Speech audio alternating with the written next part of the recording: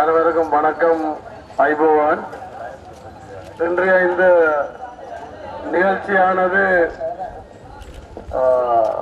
எல்லா மக்களதும் விருப்பத்தோடு இணக்கத்தோடு ஆரம்பிக்கப்படுவது இதனுடைய வெற்றியை, இந்த நிகழ்ச்சியினுடைய நோக்கத்தை, அந்த வெற்றியை முன்கூட்டியே கட்டியம் கூறியுள்ளது. அதாவது வடக்குக்கும் தெற்குக்குமான உறவு பாலத்துக்கு ஊடாகத்தான் நாங்கள் எங்களுடைய சகல விதமான பிரச்சனைகளையும் தீர்த்து கொள்ளலாம். அந்த முயற்சியில ஈடுபட வந்திருக்கின்ற இந்த வீரர்களுக்கு, பங்காளிகளுக்கு நான் இந்த சந்தர்ப்பத்தில் என்னுடைய நன்றிகளையும் வாழ்த்துக்களையும் தெரிவித்துக் கொள்ளுகின்றேன். நான் வரும் பொழுது இந்த கைலாச பிள்ளையார் கோயிலை கடக்கின்ற பொழுது ஜனாதிபதி அவர்களிடமிருந்து எனக்கு தொலைபேசி அழைப்பு வந்தது.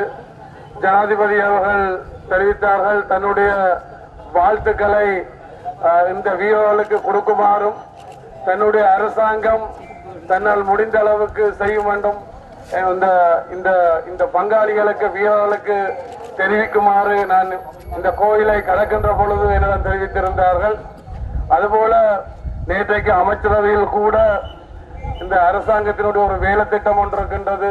தேசத்திற்கு மகுடம், தியேட்டகர்ல என்று சொல்லி ஒரு தேசத்திற்கு மகுடம் என்ற வேலை திட்டம் 2015ஆம் ஆண்டு ரத்னபுரி, காலி, அம்பாந்தோட்டை போன்ற பகுதிகளில் நடக்க இருக்கின்றது. 2016ஆம் ஆண்டு அந்த இதை வடமாகாணத்திற்கு ஜனாதிபதி அறிமுகப்படுத்துவதாகவும், அந்த நேரத்தில் இங்கு அபிவிருத்தி செய்யப்படாத சகல உட்கட்டமைப்பு உட்பட மக்களுடைய வாழ்வாதாரம் உட்பட சகலதும் கோடிக்கணக்கான நிதி செலவில் செய்ய இருப்பதாகவும், தான் வடமாகாணம் சமீபத்தில் தான் பயணம் செய்ய இருப்பதாகவும், அந்த நேரத்தில் அதை அறிவிப்பதாகவும் ஜனாதிபதி அவர்கள் தெரிவித்திருந்தார்கள். அந்த வகையில் அவருக்கு என்னுடைய மக்களுடைய சார்பாக நன்றியை தெரிவித்து, இந்த பயணத்தில் நான் முழுக்க கலந்து கொள்ள முடியாவிட்டாலும் இதை ஆரம்பித்து வைக்கும் நோக்கத்தோடு ஒரு சிறிது தூரம் நான் இவர்களோடு பயணம் செய்ய இருக்கின்றேன் என்ற நான் இதையும் கூறிக்கொண்டு என்னுடைய உரையை முடிக்கின்றேன். நன்றி.